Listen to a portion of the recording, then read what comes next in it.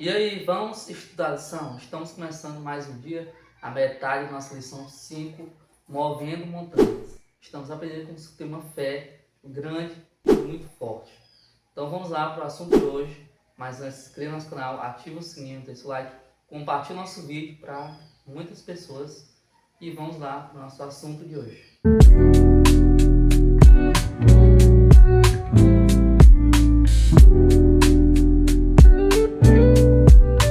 Hoje, terça-feira, dia 5 de agosto, de nosso make-off, nossas curiosidades.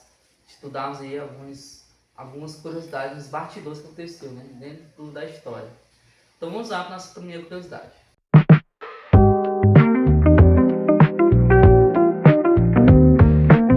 Vamos falar sobre os discípulos. Os discípulos, né, que estavam ali presentes, assim como estavam em quase todos os momentos, né, da história de Jesus. Os discípulos estavam separados. Tinha 9, né, que estavam com a multidão ali, né, vivendo, ajudando a multidão de alguma forma, e os outros 3 tinham subido com Jesus. E esses 9 discípulos, que quando acharam, né, o pai e aí o seu filho, né, ali pedindo ajuda, né, para que o seu filho fosse curado do espírito demoníaco, eles não conseguiram. Mas o que eles falaram? Não conseguimos porque de nós não está saindo poder. Ou seja, é como se precisasse de poder, algo sobrenatural, assim, com a força da vontade dele mesmo, e não da fé. E aí Jesus vem para mostrar que precisa da fé, precisa da condição espiritual deles, que não estavam regular com Deus. E por isso que não conseguiram intervir que o Espírito saísse. E esse Espírito era o que? Essa possessão demoníaca. Ele era um servo, né? Os servos de Satanás, a manifestação dos anjos caídos.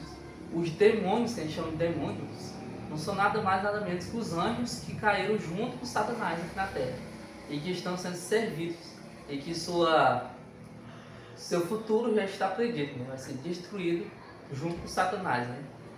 Então eles ali fizeram isso com aquele menino. É um espírito que a Bíblia fala que estava mudo e surdo. O menino estava só cuspindo assim, de forma esquisita, né? Não igual aos outros. Isso é Satanás ali tentando colocar várias coisas para interferir no ministério. E ainda mais quando Jesus estava aqui, né? Hoje não vimos muito bem isso aqui, né? Esse espírito assim controlando as pessoas, como foi no passado, mas existe muito sim, assim de outra forma, né? Mas sabemos que o final está predito. Assim como Jesus só falou, sai espírito desse menino, assim como nas outras ocasiões, o espírito demoníaco saiu. Por quê? Porque ele sabe que não tem como vencer, igual Satanás, não tem como vencer. Então, falando aí sobre os discípulos, né, os 9, e também os demônios. Mais os outros 3. Onde é que estavam os outros 3 discípulos? Sendo que esses 3 discípulos eram Pedro, Tiago e João. Eles estavam com Jesus lá no monte que seria lembrado como o Monte da Transfiguração, onde viu 2 pessoas diferentes. Com essas 2 pessoas, Moisés e Elias. Moisés ali que viria, né, para representar os mortos que ressuscitariam e serão justos, né? Ou seja, os mortos que passaram pela morte, mas que ressuscitariam por ser os justos. Isso um lado de Moisés, porque Moisés foi isso. Ele morreu e ressuscitou. E de Elias? Elias não passou pela morte. Ele foi trasladado.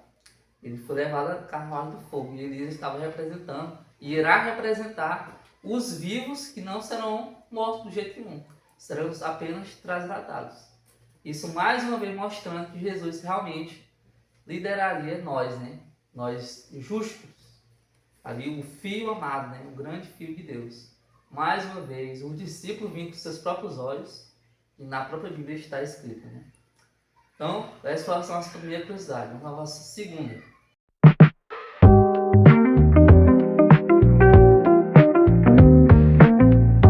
Vamos falar sobre a fé. A fé é o nosso principal ato, principal momento que a gente está estudando. A fé.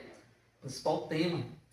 Jesus queria mostrar para os discípulos que não era os escribas, os fariseus, a multidão atormentada, Satanás atrapalhando, não era esse que interferiria no ministério deles.